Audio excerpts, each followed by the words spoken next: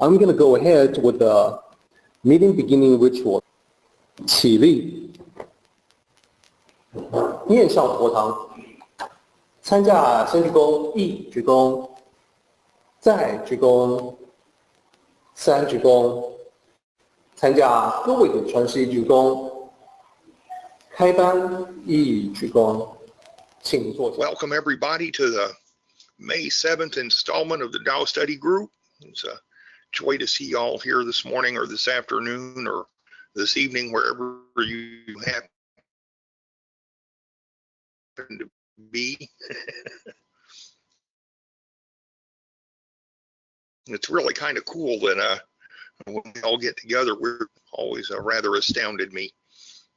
I wasn't completely sure we'd ever get quite so big when we first started this. As you all can see, today we're talking about dealing with setbacks and failures. It's a topic that's near and dear to my heart. Most of the education I've received in my life has been as a direct result of those sorts of things.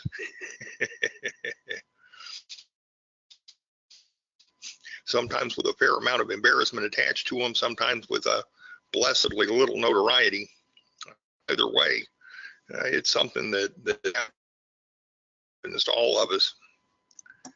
And you know, I figure a common sense discussion about the more Tao-centric way, perhaps, to deal with these occurrences in our lives might be well suited.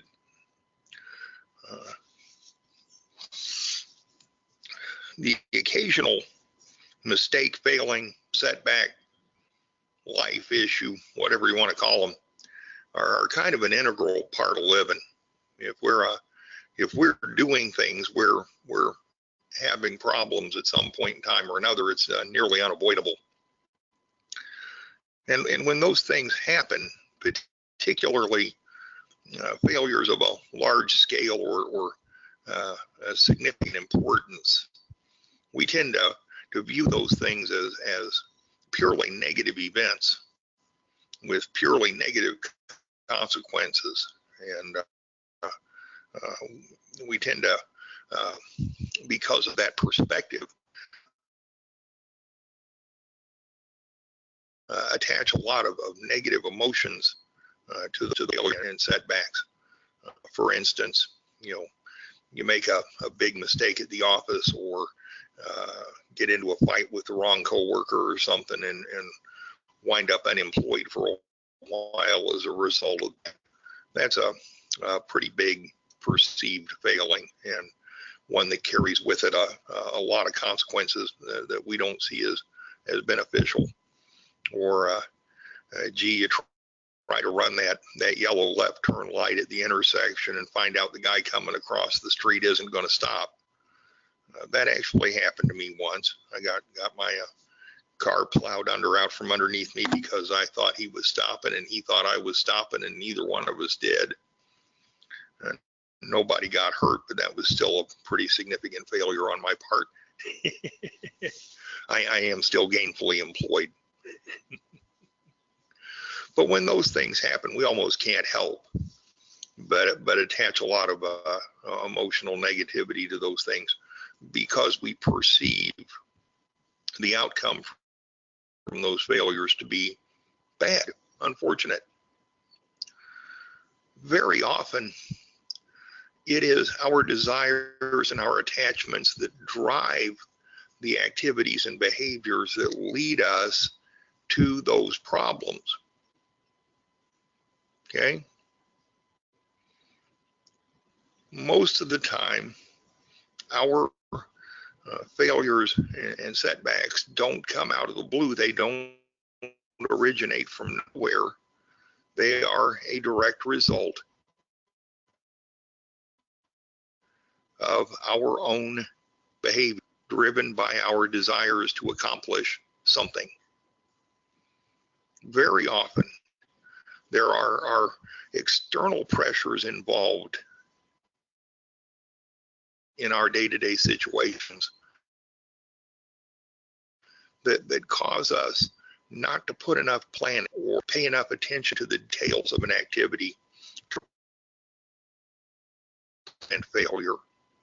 Everybody that has a job understands the pressure lines, timelines, schedules, and activities.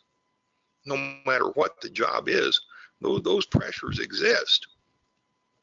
And when we allow those pressures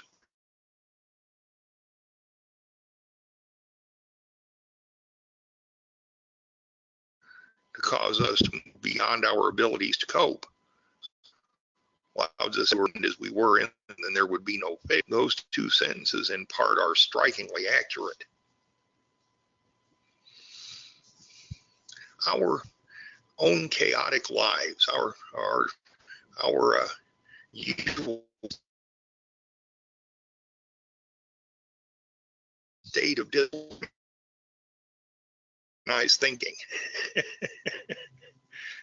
going on simultaneously are very often at the root of our failings and setbacks. We allow all of the balls in the air to make us take our eyes off the ones that are important. Kind of think of it like trying to juggle eggs. If you only pay attention to one of them, several of them are going to break, and it always makes a mess. I can't juggle either. But even after saying all of that, even if we've done everything supposedly right, if we've done all the correct things in the correct order, if we've applied all the appropriate attention to the details, if we've planned and been careful and cautious in the beginning and the end, every now and again still things still go completely wrong. It happens. Sometimes we just don't know what we don't know. In fact, that's become something of a business catchphrase these days. I hear it at the office several times a week. Well, we didn't know what we didn't know. Okay. Sometimes that's the truth. Sometimes we don't know what we don't know. And in not knowing what we did, we weren't able to accommodate that set of circumstances. Around it, maybe. But every now and again, we just get caught off guard by something that we couldn't possibly anticipate, or that we thought about but figured the risk was so low on that we didn't really worry about it. Whatever the reason, once in a while things just go bad. Okay? Think of it kind of like good fortune and misfortune, right? We don't always control the circumstances of good fortune and misfortune, but both of them are absolutely guaranteed to land on us once in a while. Every once in a while, we're at the top of the world. Every once in a while, we're at the bottom. Most of the time, we're on one side going up or the other side coming down. That's just the nature of life.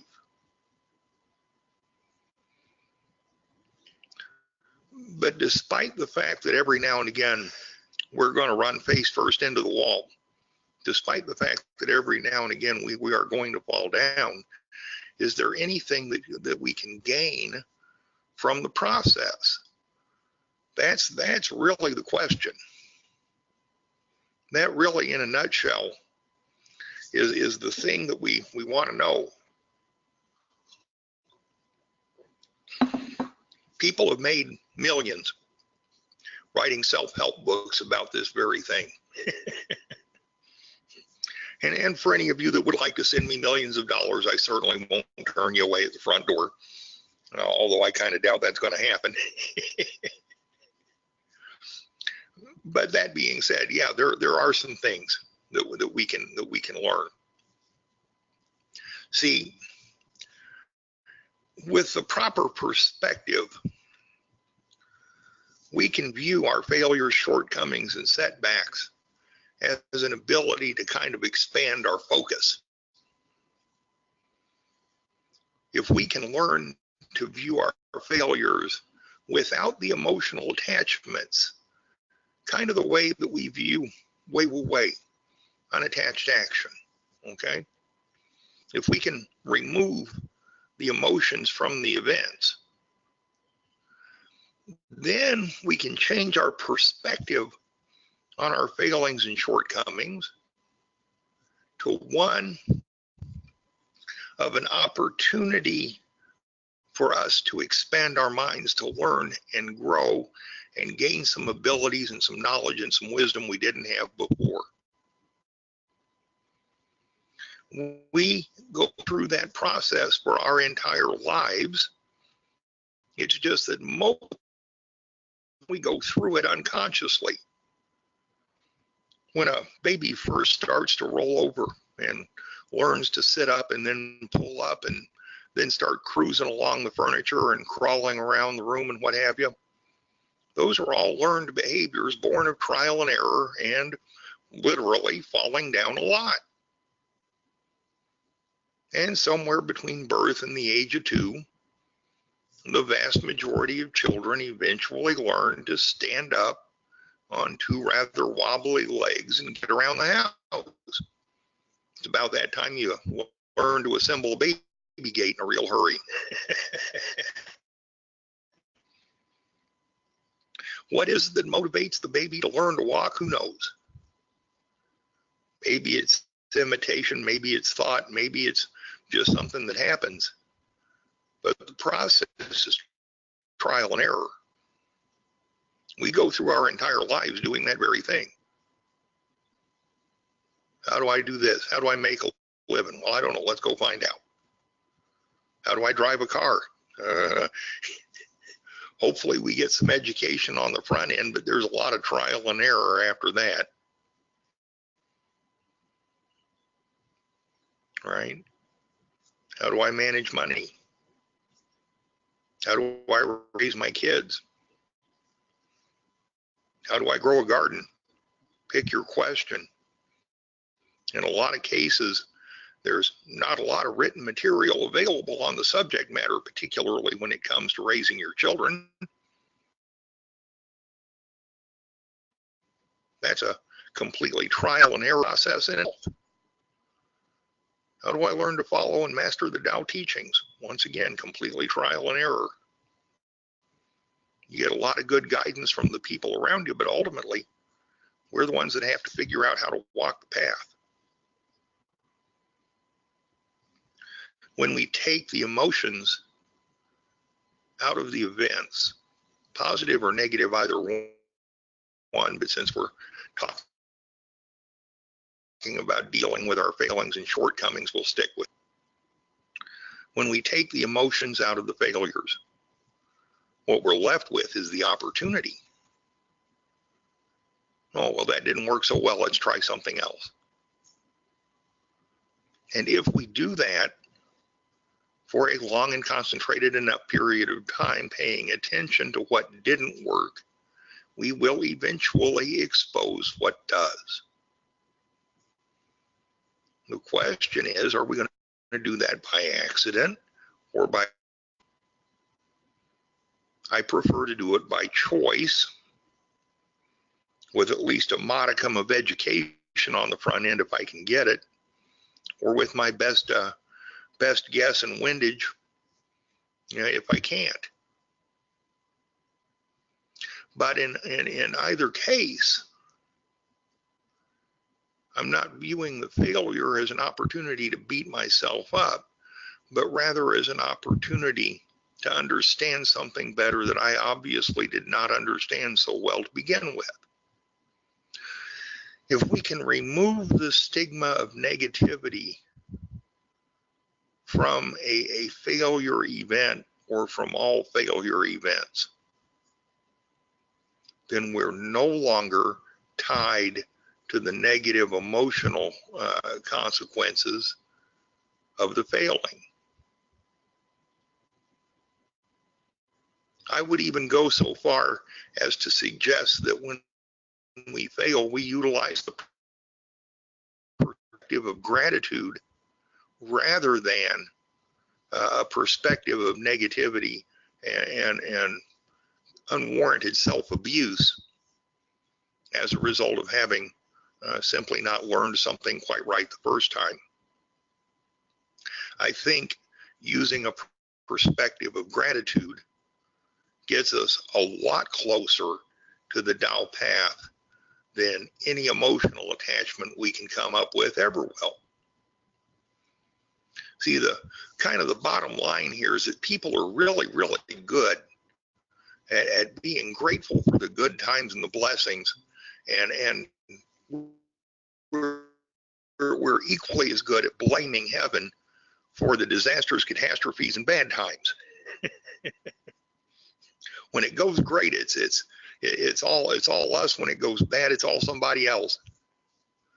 Well, that's not really how it is.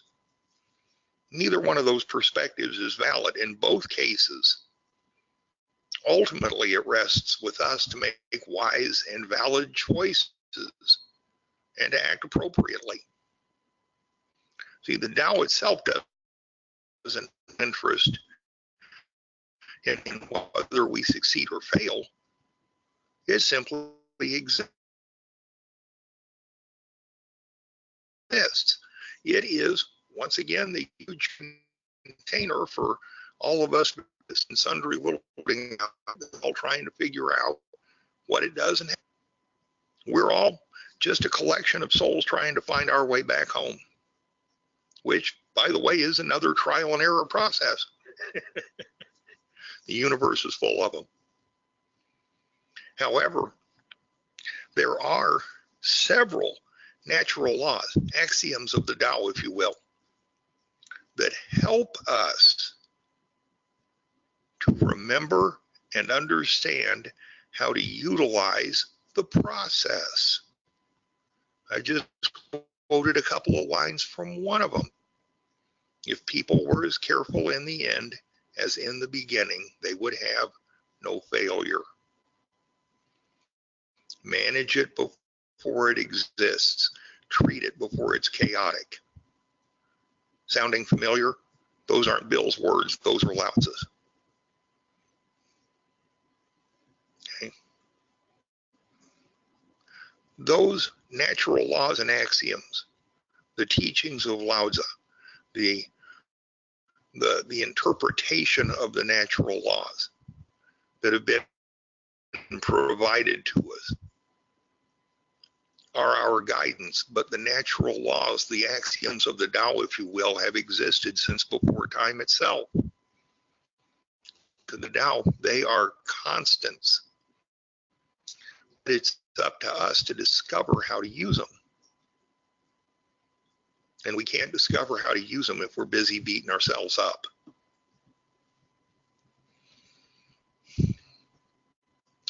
Throughout the entirety of the Dao De Jing, and in the vast preponderance of the discussions that we have here, whether I'm speaking or Derek's speaking or someone else is speaking, there is at least an implicit and very often a verbal expression of the need for gratitude for our existence, for our opportunities, for our blessings, and for our issues, problems, failings, and situations. That gratitude helps us to maintain a healthy perspective on our lives, neither extremely overjoyed nor suicidally depressed, but somewhere rather comfortably and contentedly in the center path, somewhere in the middle, which is appropriate. When we fail, we don't have to be, let's throw a party grateful. That's not really what I'm talking about. But we do need to show that humble thankfulness to a nurturing universe for providing us with the opportunity to expand our knowledge, wisdom, and understanding. And using that attitude of humble thankfulness to do that instantaneously strips away the negativity and the self-abuse that hinders us when we're trying to figure out what to do next. If plan A doesn't work, how do we get to plan B? Well, if you're beating yourself about the head and shoulders, plan B may be a bit difficult to see, right? There's an adage that's said all over the Deep South that says it's very difficult to remember the objective was to drain the swamp when you're up to your behind in alligators.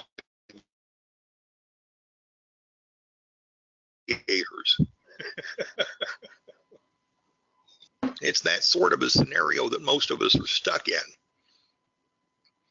We can see the alligators, but we've forgotten where we were going. We've forgotten what we were supposed to do. And I think for those of you who aren't chuckling, at least you can identify with the scenario. Viewing our failures and setbacks with a modicum of gratitude, and if manage it a bit, is the first step in real learning. The emotional clutter is counterproductive to solving the problem. But that's where we tend to wind up first. My suggestion is that we apply the same attitude to our failures that we do to our successes, and that we moderate both. That we remove the emotional reactions and the stigmas from both the success and the problems. See both realistically and with a humble and thankful heart, and learn from both experiences. Good fortune isn't always great, and misfortune isn't always terrible. It's very largely a matter of how we choose to see it. So to kind of tie it up here this morning, and I'm pretty sure I'm telling you anything you don't already know, but sometimes it's good to hear it again once in a while. You know, setbacks and failures and all of the various and sundry issues in life that we're faced with, they're going to come along just like good fortune and misfortune do. And as people, we all tend to treat those things in very much the same ways. Okay? That's kind of the point of this discussion, is maybe starting to learn to treat them differently. Part of learning to follow the Tao Te Chings is learning to learn from our mistakes. And in this case, you know, learning how to deal with our failures, even though it sounds like a double negative, actually is a fairly important lesson. When we learn to deal with them appropriately, we can derive a lot of useful information from them and help ourselves kind of get over the hump that maybe leads us to make the same mistakes over and over and over again. I can't tell you how many times, particularly in refining my spiritual path, that I've fallen over the same general sorts of problems before I finally figured out what needed to change to make it work. I guess in my particular path of the Tao, falling down a lot is part of the process. It's okay. I'm used to it. And the point is, I always get back up and try something else. And that's really what I'm trying to get across, is that, you know, conscious and choice-based observation combined with a right and appropriate action eventually will get us to where we want to go. It just may take a little while to figure out exactly where that is. And lastly, instead of cursing the universe for the things that hit us in the face, you know, maybe we can find it in our hearts to find the opportunity in failure instead of just the opportunity to blame something or someone else for what happened to us. We have a choice not to be the victims of fate. We have the ability to choose, to create our own destiny, to create our own direction, to create our own fate, if we only take advantage of the opportunity to do so.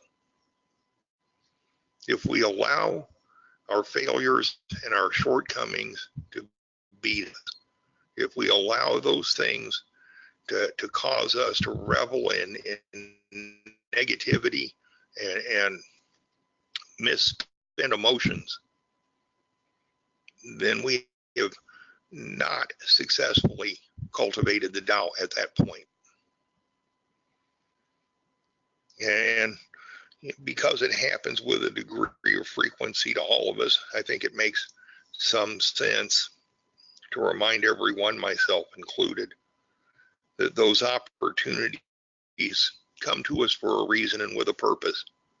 And the sooner we learn the lessons, the sooner we can wind up not having to go through them multiple times. Thank you all very much for letting me share with you. And as always, I say this every Sunday, but it is the truth. I hope something I said was useful for someone. Thanks a bunch. Hey, Bill, thank you.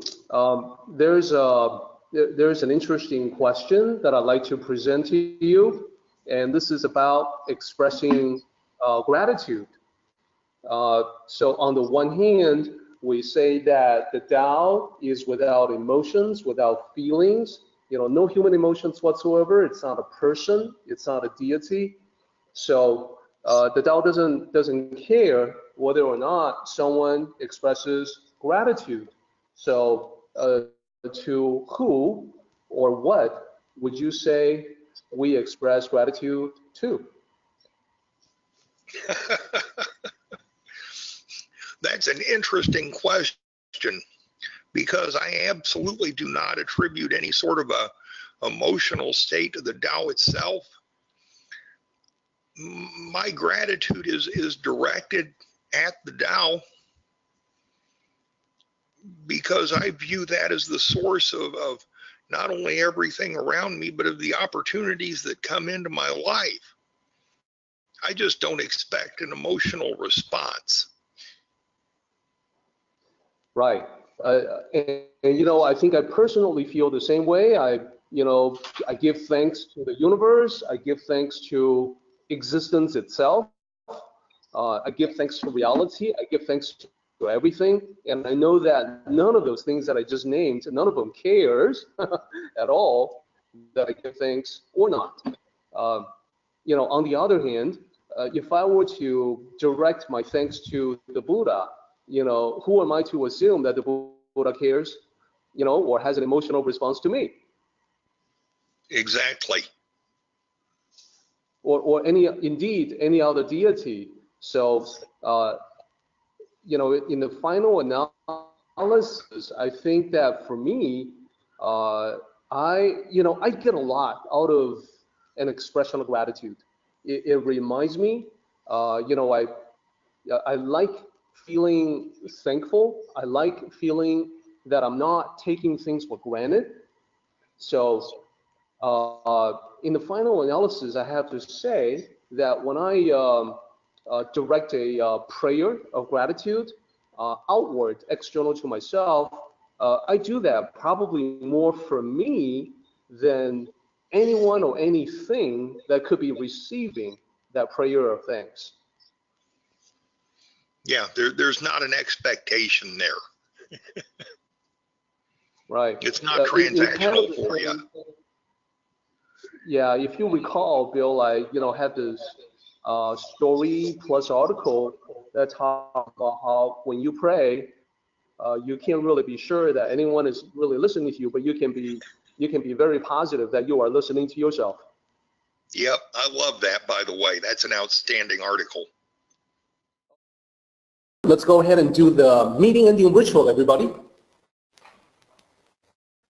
起立，面向佛堂，持架三鞠躬，一鞠躬，再鞠躬，三鞠躬，持架规格是一鞠躬，接班一鞠躬。Okay, everybody, we are done.